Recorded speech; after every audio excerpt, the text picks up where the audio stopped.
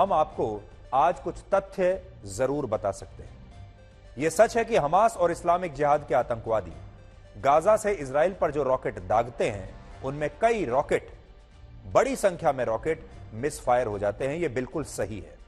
7 अक्टूबर से 17 अक्टूबर के बीच 10 दिन में गाजा से दागे गए कुल मिलाकर 450 रॉकेट्स मिसफायर हुए हैं, जिनमें गाजा में ही कई लोगों की जिनकी वजह से जान चली गई। यानी 450 रॉकेट 10 दिन में मिसफायर हुए, जो इजराइल में गिरने की बजाय गाजा पर ही गिर गए, गाजा में रहने वाले लोगों पर गिर गए और वहां उनकी मौत हो गई। इजराइल के मुताबिक हमास की तरफ से दागे जाने वाले रॉकेट्स का सक्सेस रेट 75 से 80% के बीच है, जिसका मतलब यह हुआ कि गाजा से दागे जाने वाले हर 100 में से 20 से 25 रॉकेट मिसफायर हो जाते हैं और इनसे गाजा के आम लोग ही मारे जाते हैं। और ऐसा इसलिए होता है क्योंकि ये जो रॉकेट है, ये बहुत लोकल रॉकेट होते हैं, ये वहीं पर बनाए जाते हैं और एक रॉकेट की कीमत 25 से 75 हजार रुपए के बीच कहीं भी हो सकती है।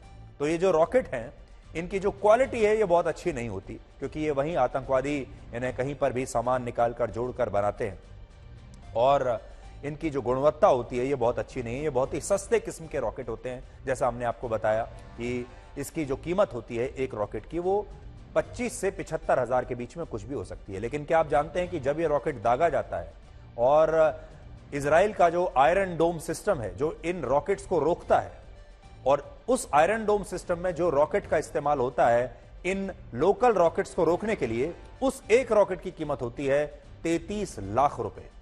यानी इजराइल जिस रॉकेट को इस्तेमाल करता है गाजा से आने वाले रॉकेट को रोकने के लिए, उसकी कीमत है 33 लाख रुपए के आसपास, और गाजा से जो रॉकेट आ रहे हैं आतंकवादियों की तरफ से, उसकी कीमत है 25 से 75 हजार रुपए के बीच। यह बात गाजा का बच्चा बच्चा जानता है कि आतंकवादी जब इजराइल पर कोई रॉकेट फायर करते हैं तो उस रॉकेट पर कई बार उनकी अपनी मौत भी लिखी होती है।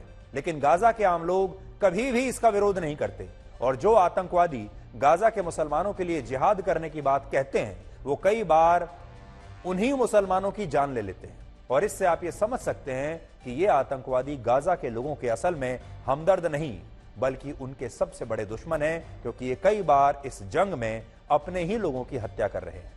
और गाजा सिटी में हुए इस धमाके पर भारत के प्रधानमंत्री नरेंद्र मोदी ने भी दुख जताया है और उन्होंने ट्वीट किया है जो इस समय आपके सामने है। उन्होंने जो पोस्ट किया है जिसमें उन्होंने लिखा है, deeply shocked at the tragic loss of lives at the Al Ahli hospital in Gaza. तो उन्होंने भी दुख जताया है। गाजा सिटी में हुए इस धमाके के बाद कई देशों में इजराइल के खिलाफ बड़े पैमाने पर हिंसक विरोध प्रदर्शन हो रहे हैं। अब वो तस्वीरें देखिए, पूरी दुनिया में इजराइल के खिलाफ प्रदर्शन हो रहे हैं। ये तस्वीरें तुर्की के इस्तांबुल शहर की हैं जो अभी आप देख रहे हैं, जहां हिंसक भीड़ ने इजराइल के कॉन्सुलेट जनरल की बिल्डिंग पर पत्थरबाजी की और इस विरोध प्रदर्शन में हमास के आतंकवादियों का समर्थन किया।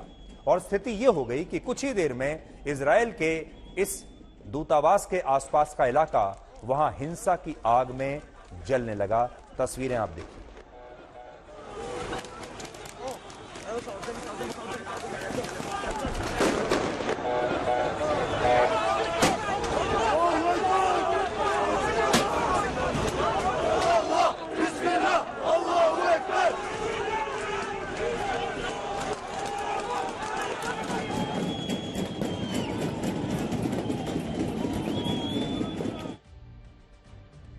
फिलिस्तीन के वेस्ट बैंक में भी इजराइल के खिलाफ हिंसक प्रदर्शन हुए हैं और इन विरोध प्रदर्शनों में न सिर्फ हमास के झंडे खुलेआम लहराए गए, बल्कि इजराइल को जड़ से खत्म करके इस्लामिक फिलिस्तीन बनाने के नारे लगे। और वेस्ट बैंक के रामल्ला में हुआ विरोध प्रदर्शन भी बहुत हिंसक रहा। इजराइल के पड़ोसी देश लेबनान में भी हजारों की संख्या में लोगों ने इजराइल के खिलाफ विरोध प्रदर्शन किया है, ये देखिए। और जॉर्डन की राजधानी अम्मान में भी हिंसक भीड़ ने इजराइल के दूतावास में आग लगा दी और इस विरोध प्रदर्शन में भी फिलिस्तीन के साथ साथ हमास के समर्थन में नारे लगाए गए।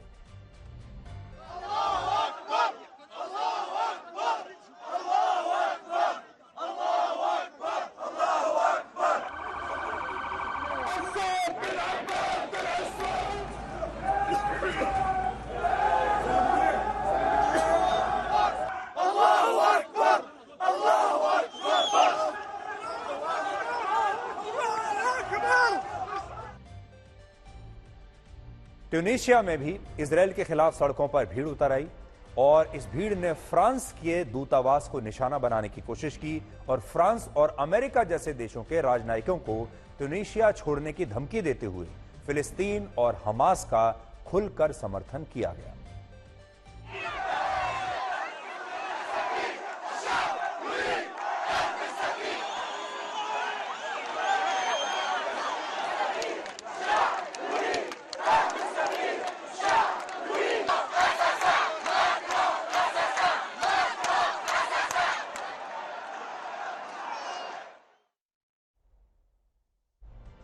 अब आप यहां यह देख सकते हैं कि कैसे जो मुस्लिम देश है, जो इस्लाम को मानने वाले देश हैं और इस्लाम को मानने वाले लोग हैं, वो धीरे धीरे पूरी दुनिया में एकजुट हो रहे हैं और वो इजराइल के खिलाफ प्रदर्शन कर रहे हैं और हमास के आतंकवादियों का खुलकर साथ दे रहे हैं।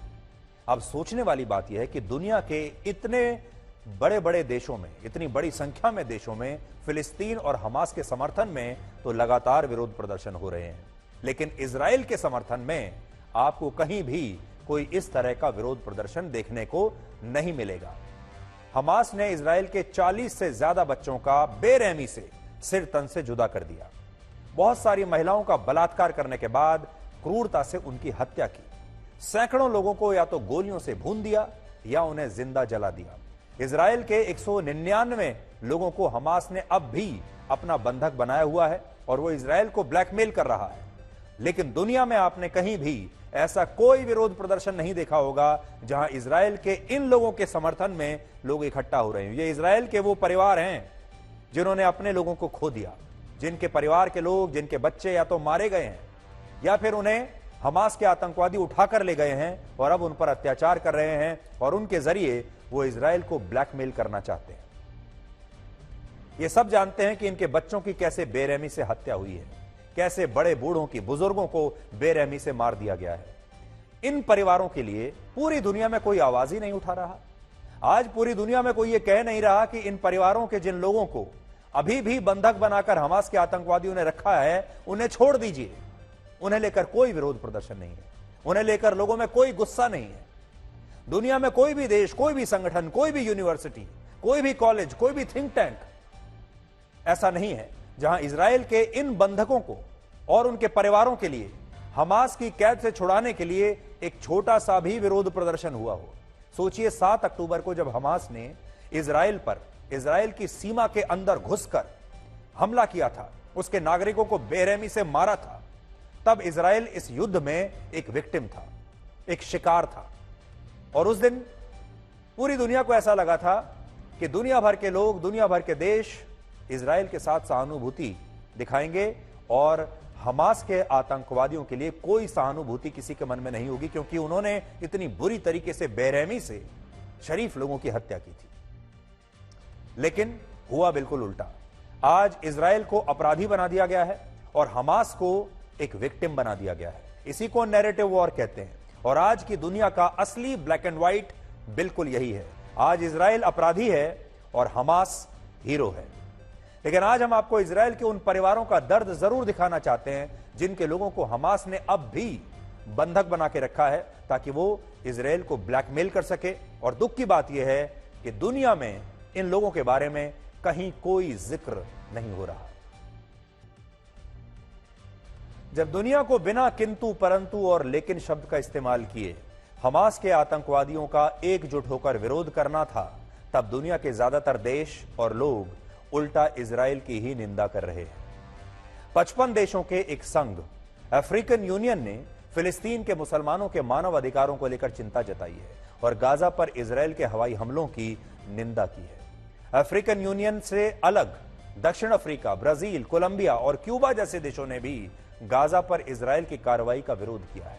इन देशों के अलावा Indonesia, Iraq, Iran, Ireland, Kuwait, Morocco, Malaysia, Maldives, Norway, Oman, Pakistan, Qatar, Russia, Syria, China, Venezuela जैसे देश भी इजराइल के साथ आज नहीं खड़े हैं। और इन देशों का कहना है कि इजराइल पर हमास ने हमला तो किया, लेकिन अब गाजा पर इजराइल जो कार्रवाई कर रहा है, यह भी मानवता के खिलाफ है।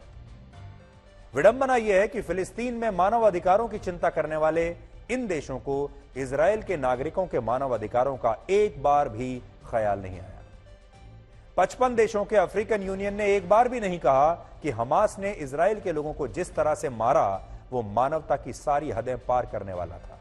और बाकी मुस्लिम देशों ने भी हमास के आतंकवादियों का या हमास का खुलकर नाम नहीं लिया है। और इन देशों के लोग तो हमास के समर्थन में ही अब प्रदर्शन कर रहे हैं, सड़कों पर उतरकर, हमास का झंडा लहराकर। इससे भी बड़ा मजाक यह है कि गाजा में कल जो हमला हुआ उसके बाद लगभग सभी देशों के नेताओं ने गाजा के मुसलमानों के लिए अपना दुख और समर्थन प्रकट किया है। लेकिन 7 अक्टूबर को जब हमास के आतंकवादियों ने इजराइल के नागरिकों का खून बहाया था, तब इन्हीं देशों के नेताओं को ऐसी पीड़ा नहीं हुई थी जैसी अब हो रही है। और इसी को कहते हैं गैस लाइटिंग, जिसमें दुनिया आतंकवाद को लेकर पूरी तरह से अब कंफ्यूज हो चुकी है।